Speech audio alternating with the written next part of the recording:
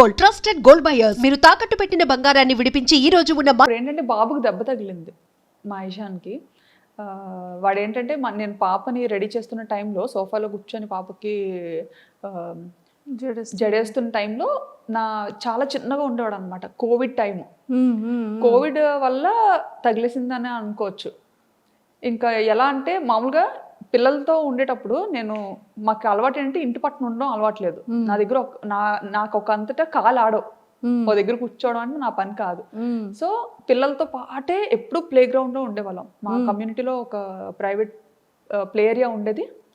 So 24 గంటలు అక్కడే ఉండేవాళ్ళం అనమాట. ఓన్లీ తినడానికి పడుకోవడానికి ఇంటికి వచ్చేవాళ్ళం. సో అక్కడే ఉండేవాళ్ళం. చాలా బాగుండేది. అలా ఆడించుకోండి. బాబుకి ఆట అలవాటు అయిపోయింది బాగా. పాప ఏంటంటే ఉంటే ఆడుతుంది, లేదంటే కామ్గా ఉంటుంది. ఆడపిల్ల ఎలా ఉండాలో అలా ఉంటుంది. కానీ బాబు అలా కాదు, ఆటకు బాగా అలవాటు అయిపోయాడు అనమాట. ప్లే ఏరియాలో జంపింగ్ కానీ చాలా యాక్టివిటీస్ చేస్తూ అలవాటు అయిపోయాడు అప్పటి వరకు. సో ఆ కోవిడ్ టైంలో ఏంటంటే ఇంకా సడన్గా రెస్ట్రిక్షన్స్ రావడం, ఇంకా పార్క్ని కొంచెం క్లోజ్ చేయడం, అసలు కూర్చోడానికి కూడా ఏం లేకపోవడం, అసలు కిందకి అలో చేసేవారు కాదనమాట. వాడికి ఏంటంటే ఆట అలవాటు అయిపోయి ఇంట్లో ఆడుకోవడానికి అవ్వక, మగపిల్లలు అంటే ఆబ్వియస్లీ అన్నీ ఎక్కి జంప్ చేయడం అలాంటివన్నీ చేస్తుంటారు కదా. సో పాపకి నేను రెడీ చేస్తున్న టైంలో నా సోఫా వెనక నుంచి పైకి వెళ్ళి సోఫా పై నుంచి కిందకి దూకాడు. పక్కన కార్నర్లో వైఫై టేబుల్ ఒకటి ఉంటుంది అనమాట. కార్నర్ టేబుల్ అది షార్ప్గా ఉండేది. చిన్న రౌండ్ టేబులే. అసలు ఆ టేబుల్ తగులుతుందని కూడా ఎవరో అనుకోం. అక్కడి నుంచి పైన స్లిప్ అయిపోయాడో తెలియదు. అంటే నా బ్యాక్ సైడ్ ఉన్నాడు కదా, వాడు స్లిప్ అయిపోయాడో తెలియదు, అలా పడిపోయాడో తెలీదు. పడిపోగానే ఇంకా ముక్కు ఇలా కట్ అయిపోయింది అనమాట. ఇలా కట్ అయిపోయి ఇంక ఇలా ఇలా వచ్చింది ముందుకి. అమ్మో.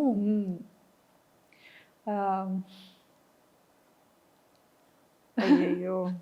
ఇప్పుడంతా చాలా మంచిగా రికవరీ అయ్యాడు, మంచిగా సెట్ అయ్యాడు. ఆ టైంలో చాలా పాపం బాగా వరి అయి ఉంటారు. అంటే ఆ పాపతో ఎప్పుడు నాకు దెబ్బలు తెలీదు, అది ఫస్ట్ టైం. అప్పుడు చాలా భయపడ్డాం.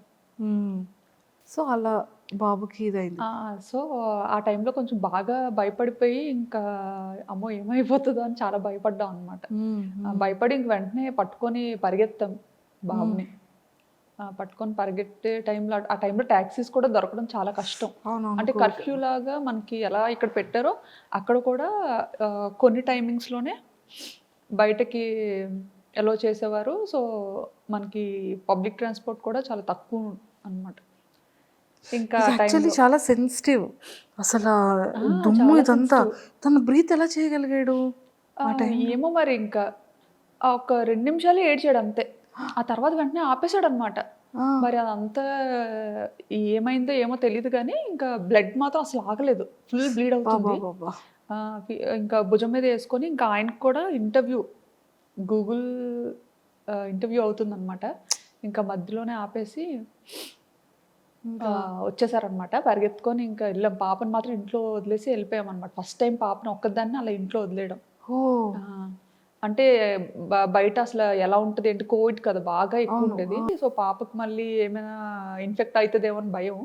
సో అలా ఎత్తుకొని రోడ్డు మీద పరిగెడుతుంటుంటే ట్యాక్సీ కోసం, అంటే ఈ లోపు ఏమవుతుందా అన్న టెన్షన్తో ఇంకా పరిగెడుతూనే ఉన్నాం ఎక్కడ ఆగకుండా.